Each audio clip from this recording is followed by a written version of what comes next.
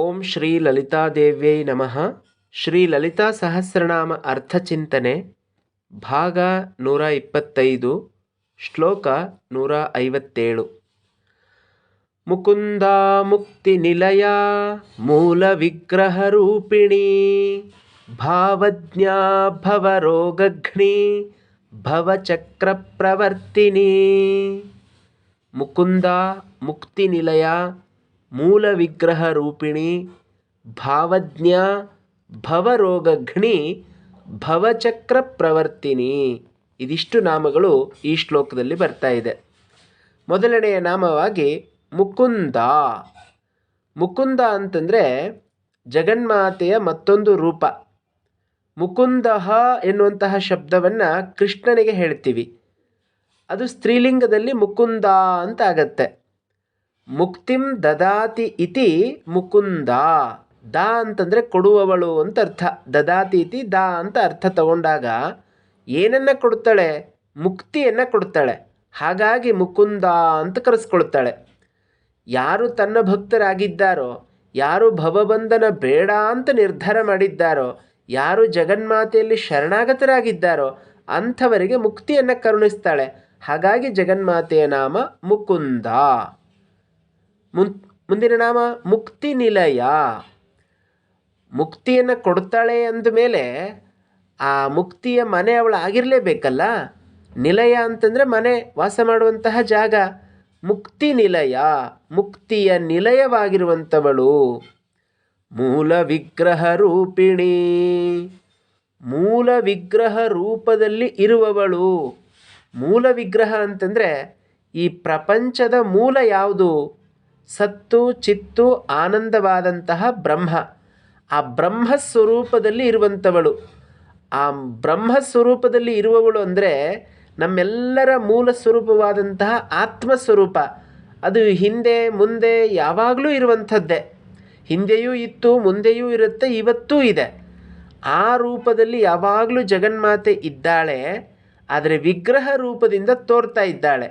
ಅನೇಕ ರೀತಿಯಾದಂತಹ ವಿಗ್ರಹಗಳನ್ನು ನೋಡ್ತೀವಿ. ಜಗನ್ಮಾತೆ ವಿವಿಧ ಆಕಾರಗಳನ್ನು ನೋಡ್ತಾ ಇದ್ದೀವಿ.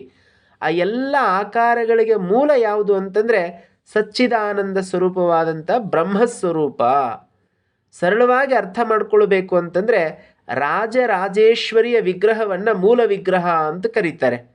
ಯಾಕೆ ಅಂತಂದರೆ ಆ ರಾಜರಾಜೇಶ್ವರಿಯ ವಿಗ್ರಹದಲ್ಲಿ ಲಕ್ಷ್ಮೀ, ಸರಸ್ವತಿ ಮತ್ತು ಕಾಳಿ ಈ ಮೂರೂ ಜನರ ಸ್ವರೂಪ ಅನ್ನುವಂಥದ್ದಲ್ಲಿ ಕಾಣಿಸುತ್ತೆ.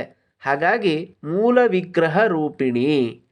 ಆ ಮೂಲ ವಿಗ್ರಹ ರೂಪದಲ್ಲಿ ಇದ್ದುಕೊಂಡು ಬಾಲ ಬಗಲ ಮೊದಲಾದಂತಹ ಇತರ ಶಕ್ತಿಗಳನ್ನು ಜಗನ್ಮಾತೆ ಪ್ರದರ್ಶಿಸ್ತಾ ಇದ್ದಾಳೆ.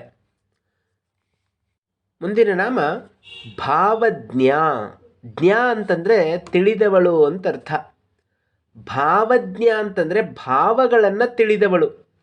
ಜಗನ್ಮಾತೆ ನಮ್ಮೆಲ್ಲರ ಅಭಿಪ್ರಾಯಗಳನ್ನು, ನಮ್ಮೆಲ್ಲರ ಮನಸ್ಸಿನ ಭಾವನೆಗಳನ್ನು ಅರ್ಥ ಮಾಡಿಕೊಂಡವಳು.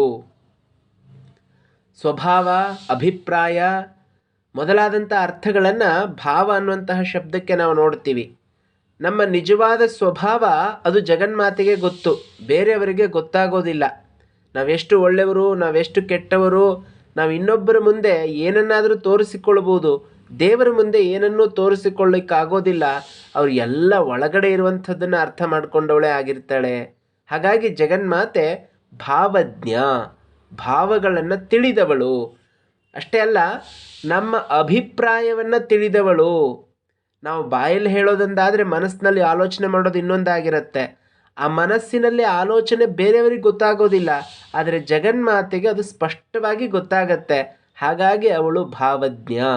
ನಮ್ಮ ಸ್ವಭಾವವನ್ನು ಅರಿತವಳು, ನಮ್ಮ ಮನಸ್ಸಿನ ಅಭಿಪ್ರಾಯವನ್ನು ಅರಿತವಳು. ಇನ್ನೂ ಒಂದು ವಿಶೇಷವಾದಂಥ ಅರ್ಥ ಇದೆ, ಷಡ್ಭಾವ ವಿಕಾರಗಳು ಅಂತ. ಈ ಜಗತ್ತಿನಲ್ಲಿ ನಮ್ಮ ದೇಹವನ್ನೇ ನಾವು ತಗೊಂಡಾಗ ಈ ದೇಹ 6 ಭಾವ ವಿಕಾರಗಳಿಗೆ ಒಳಗಾಗತ್ತೆ.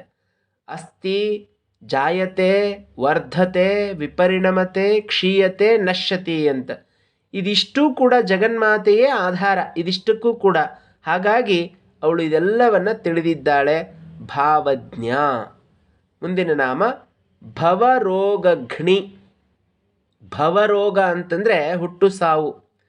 ಘ್ನಿ ಅಂತಂದರೆ ನಾಶಪಡಿಸುವವಳು. ಸಂಸಾರ ಅನ್ನುವಂತಹ ರೋಗವನ್ನು ನಾಶಪಡಿಸ್ತಾಳೆ ಜಗನ್ಮಾತೆ. ಸಂಸಾರ ಅನ್ನುವಂಥದ್ದನ್ನು ರೋಗ ಅಂತ ಯಾಕೆ ಹೇಳ್ತಾರೆ ಅಂತಂದರೆ, ಹುಟ್ಟು ಸಾವು ಇದು ಬರ್ತಾನೇ ಇರುತ್ತೆ. ಎಲ್ಲಿವರೆಗೂ ನಮಗೆ ಮೋಕ್ಷ ಸಿಗೋದಿಲ್ವೋ ಅಲ್ಲಿವರೆಗೂ ಪುನರಪಿ ಜನನಂ ಪುನರಪಿ ಮರಣಂ ಪುನರಪಿ ಜನನಿ ಜಠರೇ ಶಯನಂ ಇಹ ಸಂಸಾರೇ ಬಹುದುಸ್ತಾರೆ.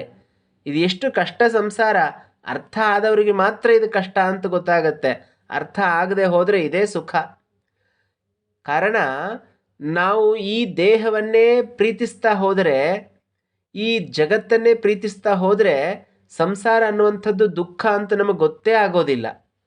ನಾವು ಸ್ವಲ್ಪ ಆಧ್ಯಾತ್ಮದ ಕಡೆಗೆ ಹೊರಳಿದಾಗ, ಆತ್ಮಚಿಂತನೆ ಕಡೆಗೆ ಹೊರಳಿದಾಗ ಎಷ್ಟು ಸಾರಿ ಹುಟ್ಟೋದು, ಎಷ್ಟು ಸಾರಿ ಸಾಯೋದು, ಎಷ್ಟು ಸಾರಿ ಈ ಭವಚಕ್ರದಲ್ಲಿ ಪ್ರವರ್ತಿಸೋದು ಅಂತ ಅನಿಸುತ್ತೆ.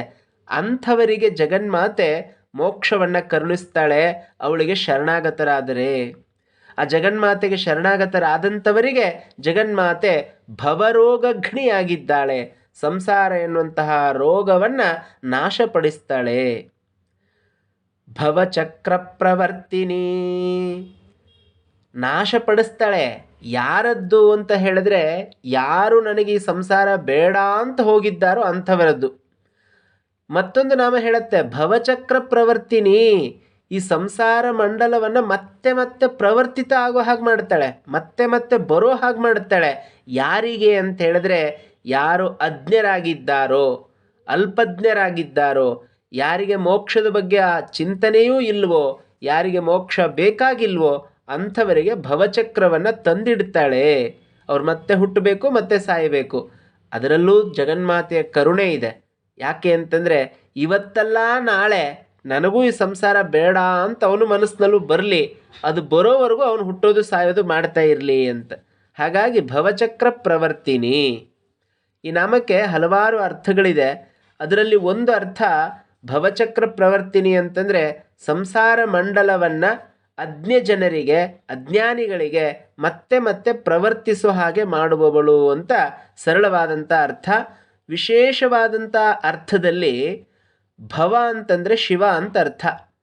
ಭವಚಕ್ರ ಪ್ರವರ್ತಿನಿ, ಭವಸ್ಯ ಅರ್ಥಾತ್ ಶಿವನ ಚಕ್ರಂ, ಚಕ್ರಂ ಅಂತಂದರೆ ಮನಸ್ಸು ಅಂತ ಅರ್ಥ ಇದೆ. ಆ ಶಿವನ ಮನಸ್ಸನ್ನು ಪ್ರವರ್ತಿಸುವಂತಹ ಶಕ್ತಿ ಜಗನ್ಮಾತೆಯಲ್ಲಿದೆ. ಹಾಗಾಗಿ ಭವಚಕ್ರ ಪ್ರವರ್ತಿನಿ.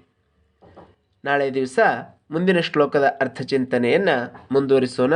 ಧನ್ಯವಾದಗಳು.